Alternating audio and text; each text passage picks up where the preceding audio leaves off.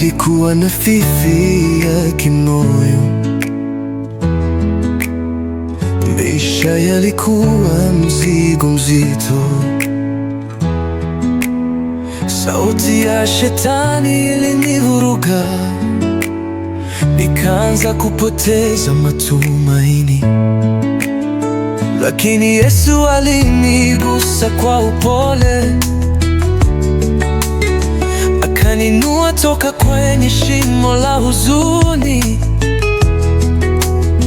akanivika nguvu mpya rohoni. Nikaanza kuona mwanga wa tumaini. Nilikuwa nafifia, lakini Yesu alinifufua, akanipulizia pumzi ya uzima. Leo naishi kwa sababu ya rehema zake. Shetani hana tena nafasi kwangu.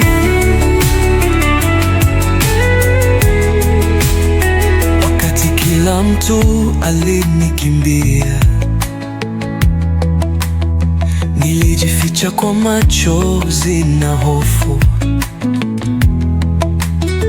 Lakini Yesu alinipata gizani, akanionyesha kwamba bado ninapendwa.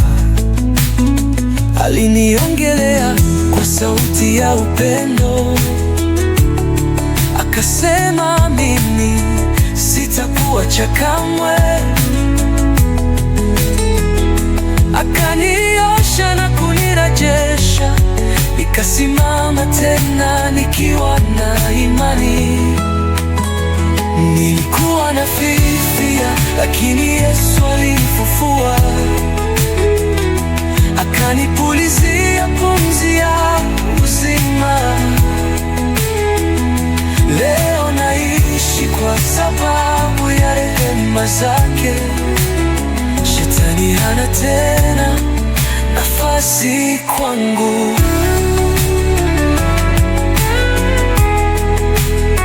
Sasa ninaimba na kushuhudia,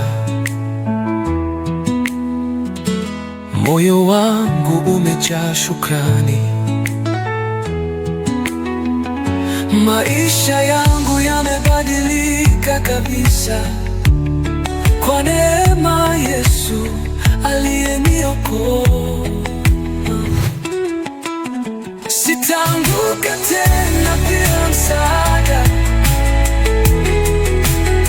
maana Yesu ni mwamba wangu wa milele. Aliyenitoa mbali sana na kunipa hadi ya mwana wa Mungu.